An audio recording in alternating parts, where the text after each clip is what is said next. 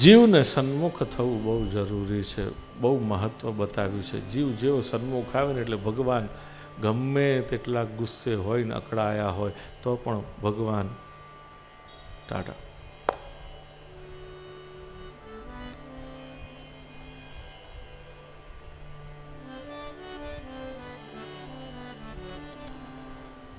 ભગવાને કહ્યું હતું કે ગોવર્ધન યાગ કરો પછી ઇન્દ્રનો વિચાર મનમાં કરતા નહીં.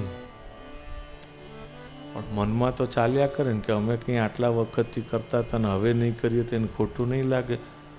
તમને પણ કાલે જ્યારે કહ્યું ત્યારે ખોટું તો લાગ્યું જ હશે ને કે આટલા વખત. તમે જુઓ ને અમુક લોકોનું તો ઘર ઘર લાગે જ નહીં, દેવતાઓનું મ્યુઝિયમ હોય ને એવું લાગે.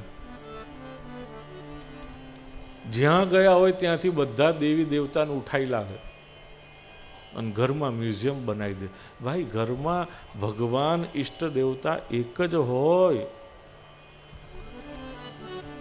એનું મ્યુઝિયમ ન હોય બાકીના. અને ઓહો પૂજામાં એટલા બધા બેસાડી દીધા હોય ને માતા ન હોય, એકબીજાની ઉપર ચડાવી દીધા હોય. ક્યાંક તો અમુકને તો વિચાર કરે કે આમાં હું આમ આ શું કરું છું, એમ દેવતાઓ વિચાર કરતી. એક જ રાખો મારા વાલા, ઘરમાં પૂજામાં આરાધ્ય એક જ હોય, અભિષ્ટ એક જ હોય. બાકીના બધાને વિનંતી કરવાની કે આંખ બંધ કરતાની સાથે અમને કેવલ આ એક જ દેખાય છે તો એકમાં જ અમે તમને બધાને માનીશું અને તમારા બધામાં પણ અમે એ એકને જ જોઈશું.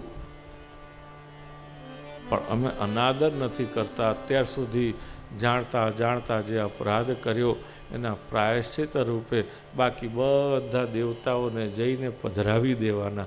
તમારી ઉપર ઉપકાર કરવો હોય તો કરજો. મહેરબાની કરીને કોઈને ગિફ્ટમાં ભગવાનનો ફોટો કે ફોટાવાળી પેન કે ફોટાવાળી કિચેન આ બધું આપવાનું બંધ કરો. સિક્કા ભગવાનના ફોટાવાળા આ બધું બંધ કરો, અપરાધ છે.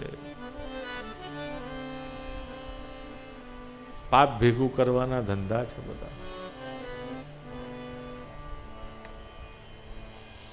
ઘરમાં એક જ ભગવાન રાખો, બહુ બધા નહીં.